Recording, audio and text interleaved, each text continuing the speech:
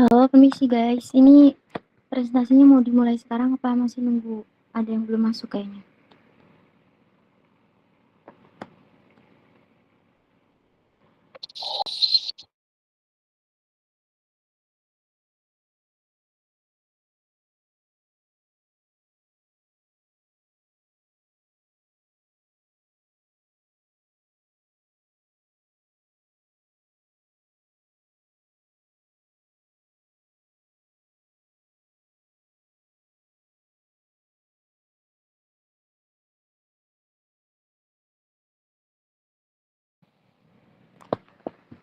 Oke, aku izin mulai ya guys presentasinya.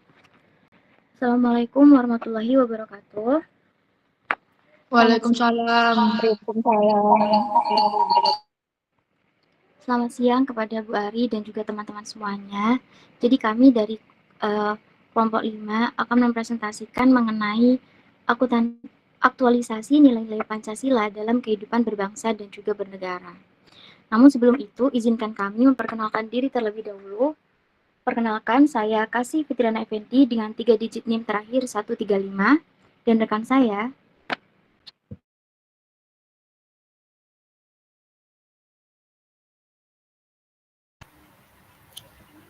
Halo semuanya, selamat siang. Perkenalkan, saya Askia Trivadanti dengan NIM terakhir 154. Perkenalkan, nama saya Nur Fatila Ramadhani dengan 3 digit NIM terakhir 011. Oke, karena perkenalannya udah, kita langsung aja masuk ke pembahasan materinya ya teman-teman. Untuk rekan saya, dipersilahkan.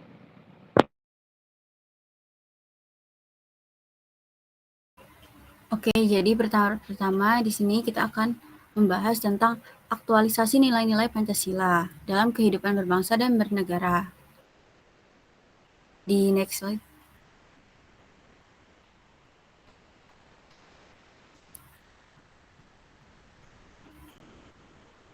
Nah, aktualisasi Pancasila itu adalah penjabaran nilai-nilai Pancasila menjadi tindakan nyata dan norma dalam kehidupan berbangsa dan bernegara. Ini tuh dapat dilakukan secara objektif atau kayak melalui kebijakan dan juga peraturan negara yang dibuat oleh pemerintah, dan juga bisa secara subjektif,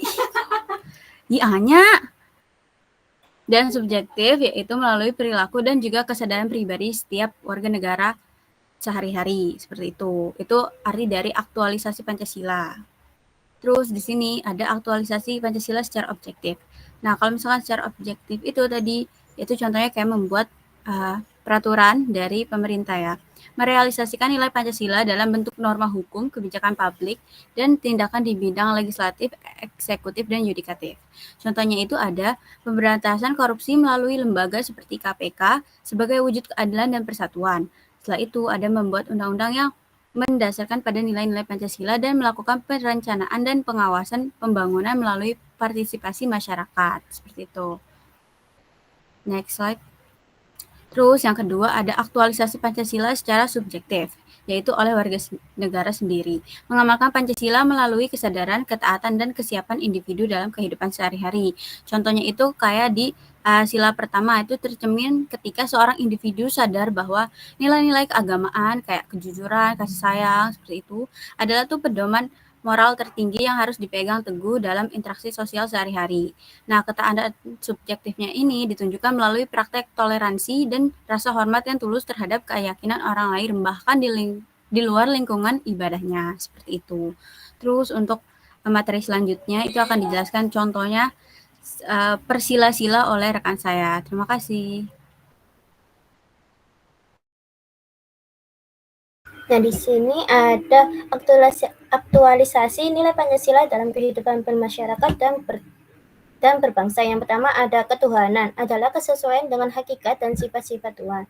Nah, hakikat Tuhan itu sendiri sebenarnya sangat sulit untuk diketahui. Akan tetapi, kita bisa melihat contoh yang dikemukakan Aristoteles tentang adanya cuaca prima atau sebab pertama yang tidak disebabkan. Berbeda dengan hakikat, yaitu sifat-sifat Tuhan yang lebih mudah kita pikirkan karena Tuhan mempunyai sifat yang tidak terbatas. Misalnya Tuhan Maha Pengasih, penyayang, adil, sabar, dan sebagainya. Nah, contohnya dalam bermasyarakat yaitu menghormati tetangga yang sedang beribadah dengan tidak membuat kebisingan. Kerja bakti membersihkan tempat ibadah lintas agama sebagai bentuk kepedulian sosial. Yang ketiga, saling mengucapkan selamat hari raya kepada pemeluk agama lain. Nah, contoh dalam bernegara yaitu pemerintah memberikan cuti bersama pada hari besar keagamaan. Yang kedua, adanya Kementerian Agama yang melayani semua pemeluk agama yang diakui. Yang ketiga, negara menjamin kebebasan beribadah dalam UUD 1945.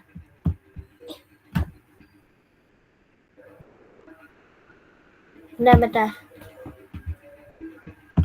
Nah, yang kedua, kemanusiaan adalah kesesuaian dengan hakikat manusia.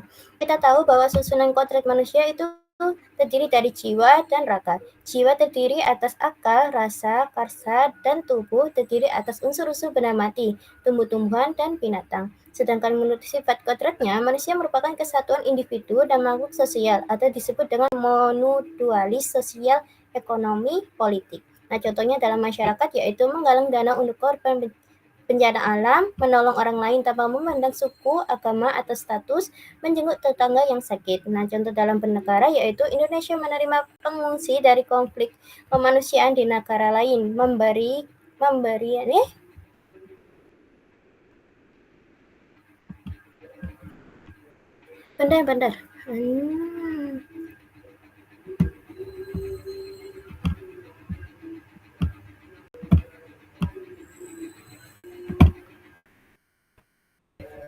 Bentar.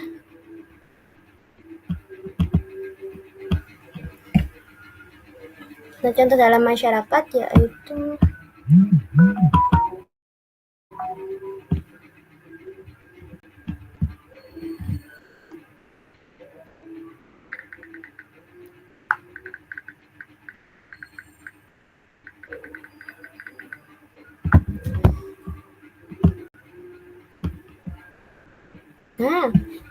maaf ya, ulang. Jadi contoh dalam masyarakat yaitu menggalang dana untuk korban bencana alam, menolong orang lain tanpa memandang suku, agama, atau status. Yang ketiga, menjenguk tetangga yang sakit.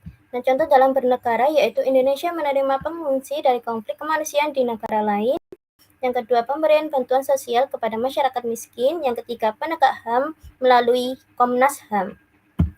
Nah, yang ketiga ada persatuan adalah kesesuaian dengan hakikat satu. Kata satu merupakan sesuatu yang bulat, tidak dapat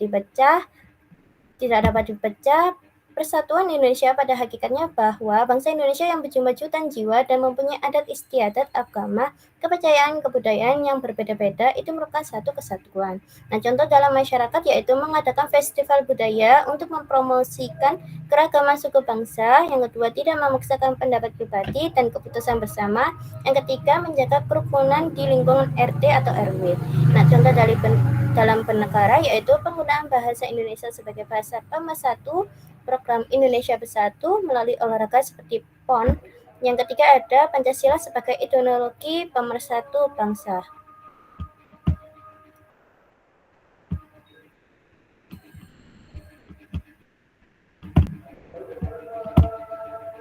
Yang keempat, sila keempat yaitu kerakyatan adalah kesesuaian dengan hakikat rakyat.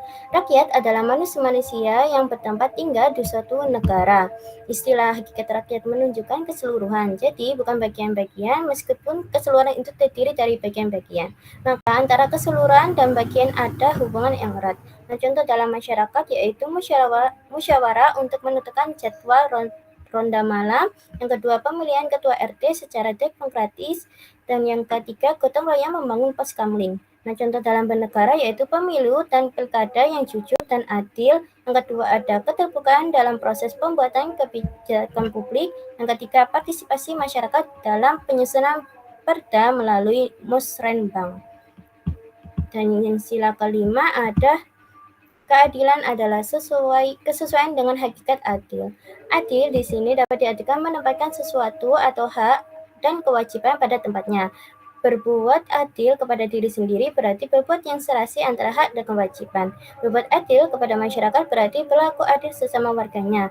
Berbuat adil terhadap alam berarti kita tidak boleh berbuat semena-mena dan merusak lingkungan hidup. Berbuat adil kepada Tuhan berarti melaksanakan kewajiban terhadap Tuhannya.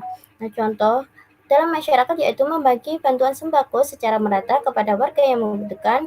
Yang kedua, ada tidak memanipulasi harga saat terjadi kelangkaan barang. Dan yang ketiga, memberikan upah yang layak kepada pekerja. Nah, contoh dalam bernegara yaitu program Kartu Indonesia Sehat dan Kartu Indonesia Pintar. Yang kedua, ada pemberantasan korupsi oleh KPK. Dan yang ketiga, ada pemerataan pembangunan infrastruktur hingga ke daerah terpencil. Nah, selanjutnya akan dijelaskan oleh rekan saya. Bentar.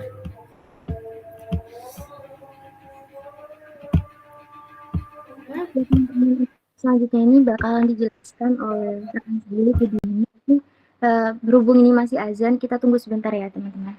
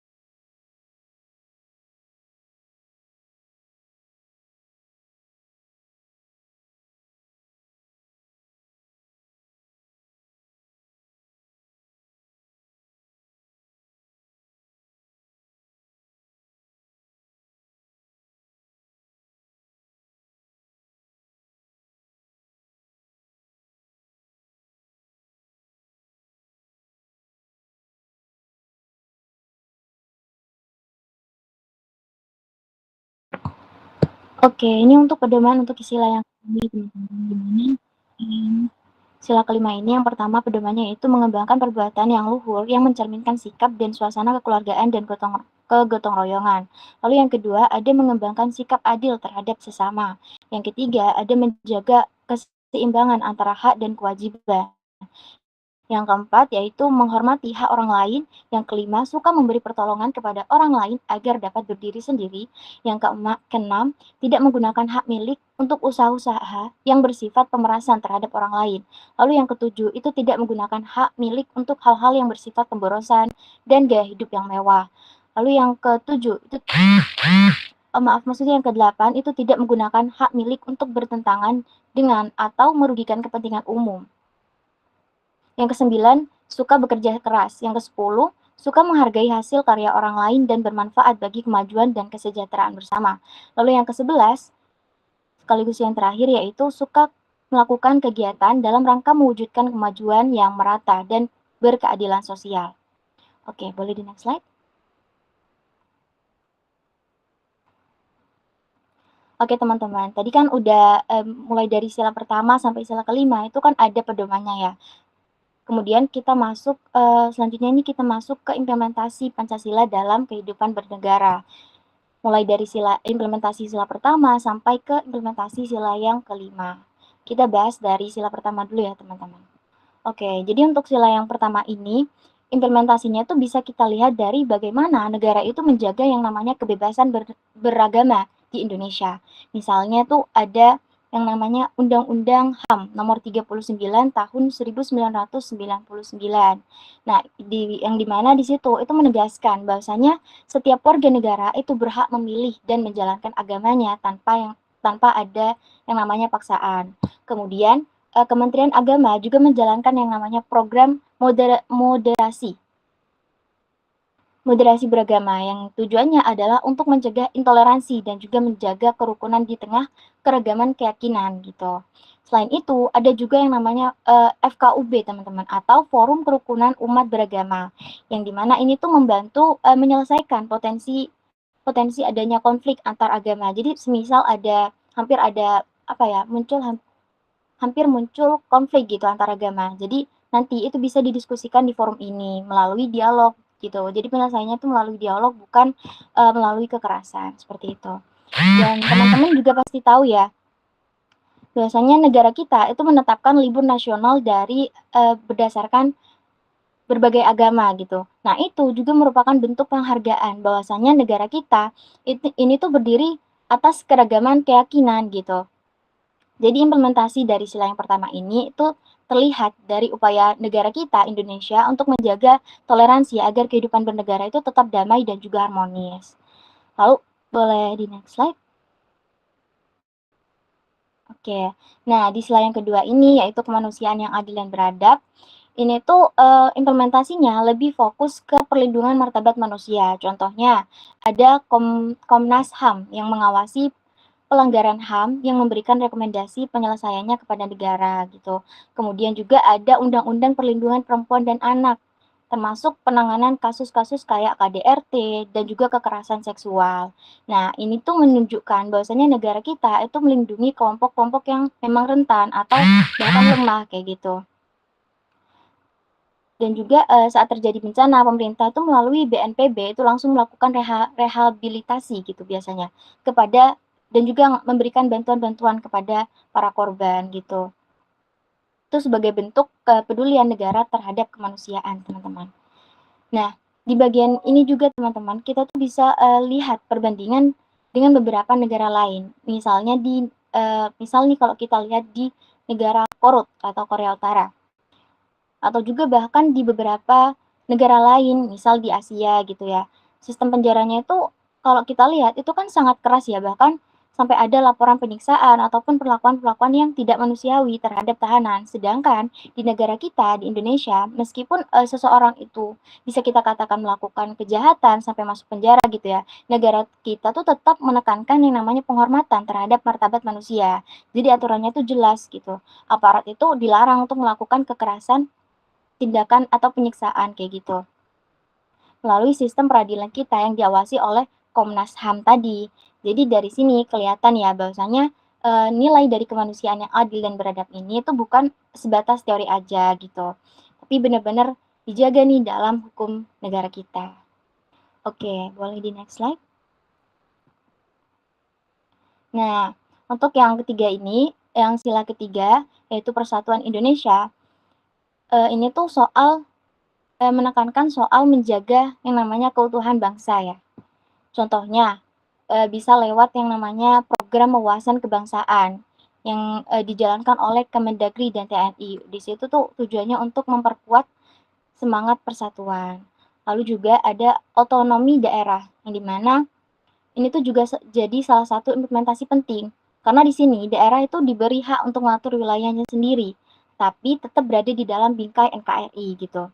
Jadi keragaman budaya tadi itu tetap dihargai tanpa mengorbankan yang namanya kesatuan. Lalu kalau misal di dunia pendidikan, nilai Bhinneka Tunggal Ika ini dimasukkan dalam kurikulum supaya generasi muda itu bisa memahami nih pentingnya persatuan dalam keragaman. Dan juga teman-teman, pembangunan di wilayah 3T, contohnya seperti di Papua, Maluku, NTT, dan wilayah-wilayah 3T lainnya, itu tuh dilakukan supaya semua daerah itu merasakan pembangunan yang merata, sehingga rasa persatuan itu bisa tetap terjaga, dan tidak ada daerah yang merasa tertinggal oleh negara, gitu. Oke, boleh di next slide. Nah, selanjutnya ini ada sila keempat, yang dimana implementasinya itu lebih banyak terlihat di sistem demokrasi kita. Contohnya itu seperti di pemilu. Itu adalah contoh yang paling nyata banget ya teman-teman. Di mana rakyat kita itu menjalankan kedaulatannya. Pemilu itu memberikan kesempatan kepada masyarakat untuk memilih pemimpin yang menurut mereka itu baik gitu. Sebelum undang-undang itu disahkan, DPR itu biasanya melakukan yang namanya rapat dengar pendapat atau RDP untuk mendengarkan masukan dari masyarakat dan para ahli. Jadi ada proses musyawarah di dalamnya gitu.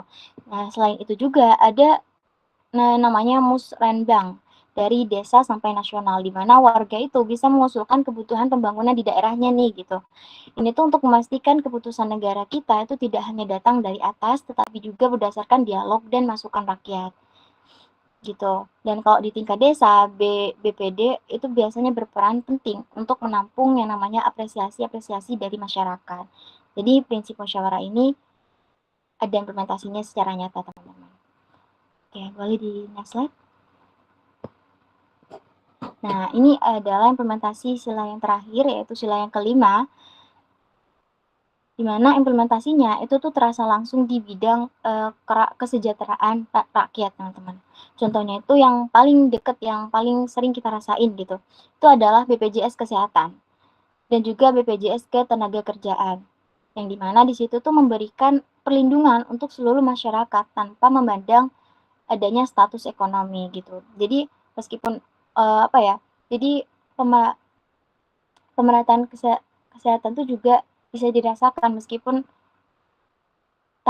maksudnya itu tanpa memandang status ekonomi gitu. Dan juga ada program contohnya tuh seperti KIP, KIS, PHK, dan berbagai bantuan sosial lainnya yang memastikan bahwasanya masyarakat yang memang kurang mampu itu tetap punya akses pendidikan, kesehatan, dan juga kebutuhan dasar. Di dalam bidang ekonomi, itu juga ada yang namanya UU Cipta Kerja, di mana ini tuh mempermudah UMKM itu terus berkembang. Ini tuh penting karena UMKM itu adalah tulang punggung dari ekonomi rakyat, gitu teman-teman. Dan juga yang sedang dikerjakan sekarang, seperti pembangunan IKN gitu, itu juga sebagai bentuk pemerataan pembangunan di luar Jawa. Itu semua upaya negara untuk membuat kesepakatan ekonomi supaya lebih merata juga, kayak gitu. Oke, penjelasannya itu aja dari aku teman-teman. Ini merupakan pembahasan terakhir yaitu mengenai implementasi Pancasila dalam kehidupan bernegara. Selanjutnya mungkin kita akan membuka sesi tanya jawab. Mungkin dari teman-teman masih ada yang ingin ditanyakan atau masih kurang paham, boleh pesan. Oke, boleh. Oke, sebentar teman-teman.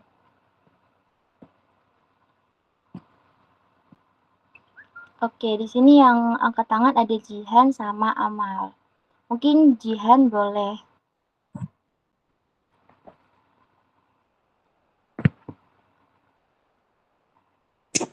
Perkenalkan, nama saya Jihan Rahma dengan NIM 102. Di sini saya ingin bertanya terkait implementasi Pancasila yang sila kelima. Di situ kan dijelaskan BPJS Kesehatan dan Ketenagakerjaan itu merupakan perlindungan sosial tanpa memandang status ekonomi. Tapi dalam kenyataannya banyak di luar sana itu kalau misal kita pakai BPJS itu dipandang sebelah mata atau bahkan dilayaninya itu nanti-nanti. Nah, gimana sih menurut teman-teman itu, apakah implementasi ini sudah berjalan sesuai kodratnya atau belum? Terima kasih. Oke, terima kasih Jihan. Kami izin tampung terlebih dahulu ya. Iya.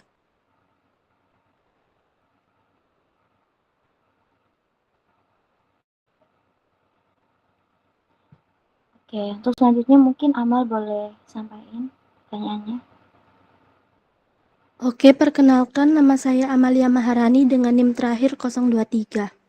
Nah, tadi kan dijelaskan Kia di awal kalau pemberantasan korupsi melalui lembaga seperti KPK merupakan contoh dari aktualisasi Pancasila. Nah, tapi kita tahu sendiri kan bahwa pemberantasan korupsi ini tuh belum optimal. Nah, jadi aku tuh mau tanya, menurut kalian apa sih yang membuat pemberantasan korupsi ini belum optimal di negara kita?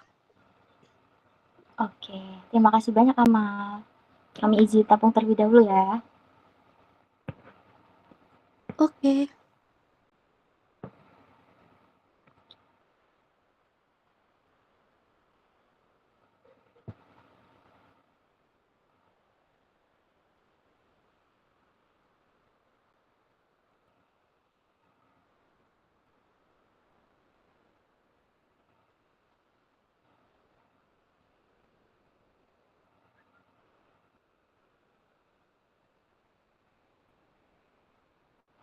Oke, di sini masih ada satu yang nanya.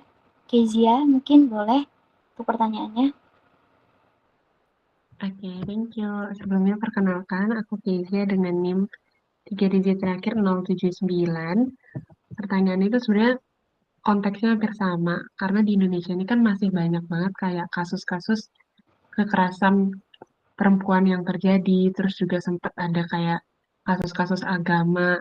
Nah, hal-hal itu kan kayaknya sensitif ya, dan susah gitu ditanganinnya. Apalagi soal kekerasan perempuan itu kadang kayak entah kenapa kayak nggak dapat keadilan gitu sampai akhir.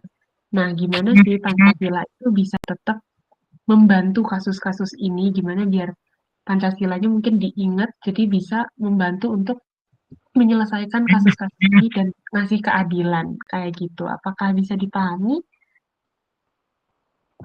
Oke, bisa. Terima kasih banyak Kezia. Kami izin tampung terlebih dahulu ya. Iya, makasih kembali.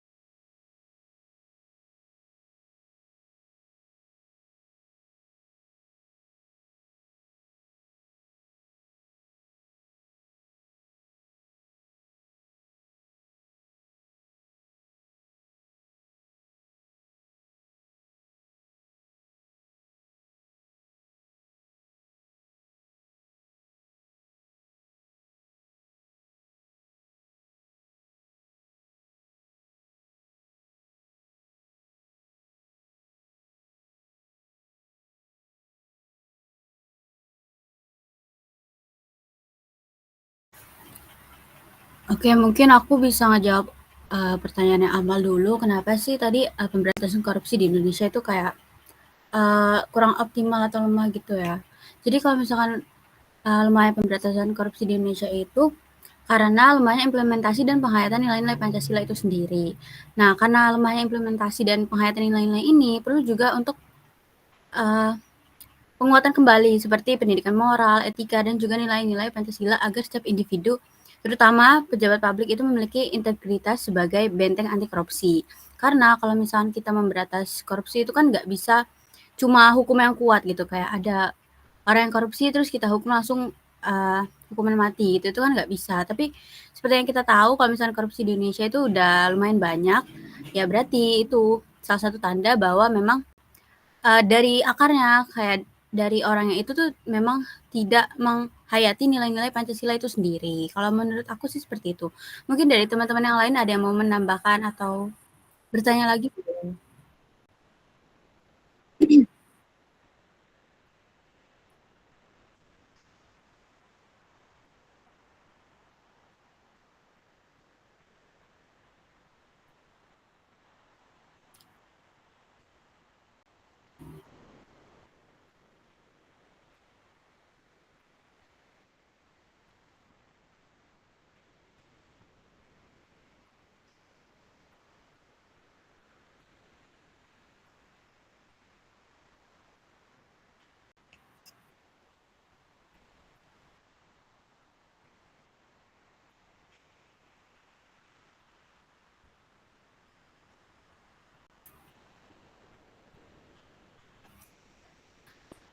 Mungkin ada Oke, teman-teman yang terima mau kasih. nambahin? Apa sudah cukup, Amal? Oke. Sudah cukup menjawab. Terima kasih. Iya, sama-sama.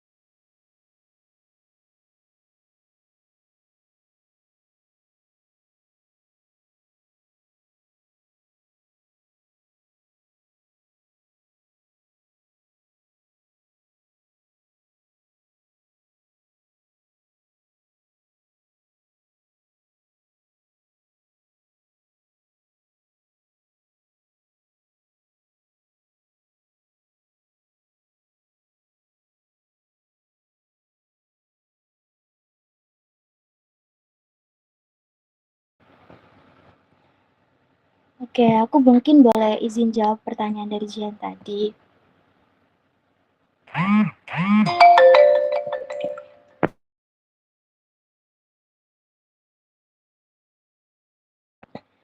Oke, sebenarnya dari pernyataan Jian tadi itu aku setuju ya teman-teman, karena emang pada kenyataannya masih banyak banget pengguna BPJS tuh yang emang dipandang sebelah mata gitu. Tapi kalau kita lihat sekarang ini, BPJS itu sebenarnya udah jadi bentuk keadilan sosial sendiri gitu, yang dibuat oleh negara kita. Nah, prinsip dari BPJS ini kan supaya semua orang, mau yang ekonominya kuat ataupun enggak, itu tetap dapat yang namanya pelayanan kesehatan yang sama gitu. Kalau apa ya, kalau ngebahas konsepnya, ini tuh udah sesuai sama sila yang kelima tadi, yaitu keadilan sosial gitu. Nah, permasalahannya itu ada di lapangan gitu.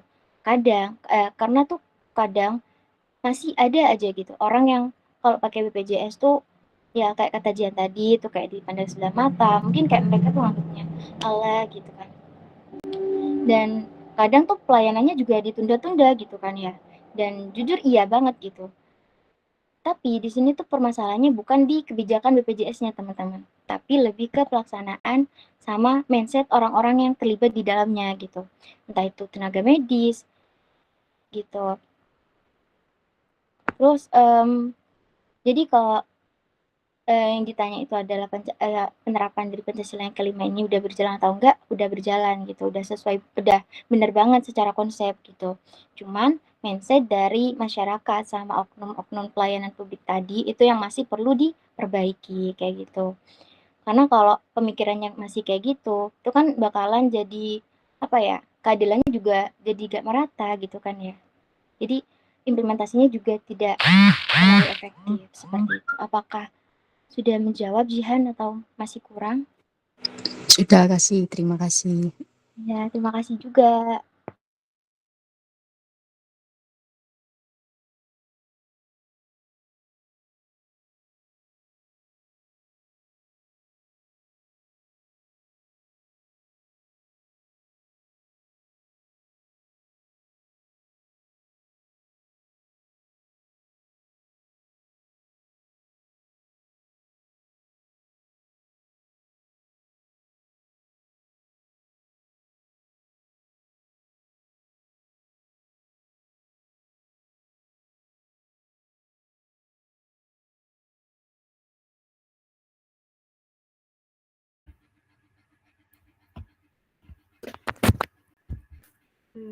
Aku mau jawab Kezia, tapi nanti kalau ada tambahan boleh ya. Jadi kita sebagai guru itu harus mengingatkan kepada siswa-siswa kita dan mengajarkan tentang arti dari Pancasila, yaitu tentang yang sila pertama itu mengingatkan bahwa semua agama itu harus dihormati, sehingga tidak ada namanya kekerasan atau diskriminasi atas nama agama. Nah, yang kedua itu menegaskan bahwa setiap manusia harus diperlakukan dengan adil dan beradab. Nah, sehingga kekerasan itu tidak menegaskan bahwa setiap manusia harus diperlakukan dengan adil dan beradab, sehingga kekerasan, pelecehan, dan ketidakadilan terhadap perempuan itu harus dilawan. Dan sila ketiga yaitu mengajak masyarakat menjaga persatuan agar tidak mudah terpecah oleh isu, sara, atau konflik antar kelompok. Nah, yang keempat itu kerakyatan. Jadi, pemerintah itu mengarahkan untuk membuat keputusan yang adil dan melindungi semua warga. Nah, terutama korban kekerasan dan kelompok rentan. Jadi kita boleh melaporkannya kepada yang yang berwenang. Nah, yang ke sila kelima yaitu keadilan sosial. Menjadi dasar agar perempuan minoritas dan semua warga mendapat perlindungan dan keadilan yang sama. Gitu. Apakah ada ketambahan?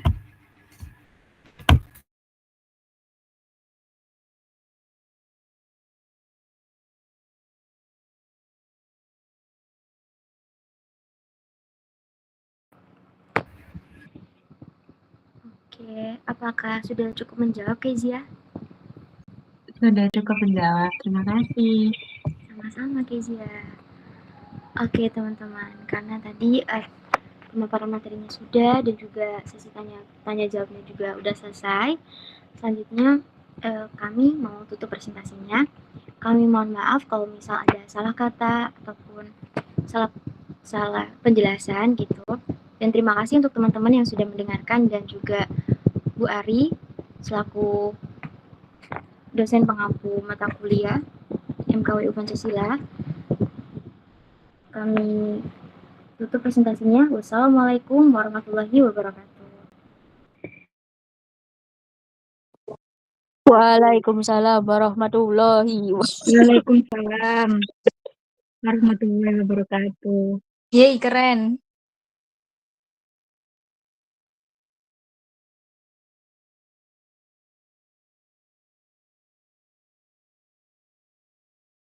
Sama-sama Miss Dini.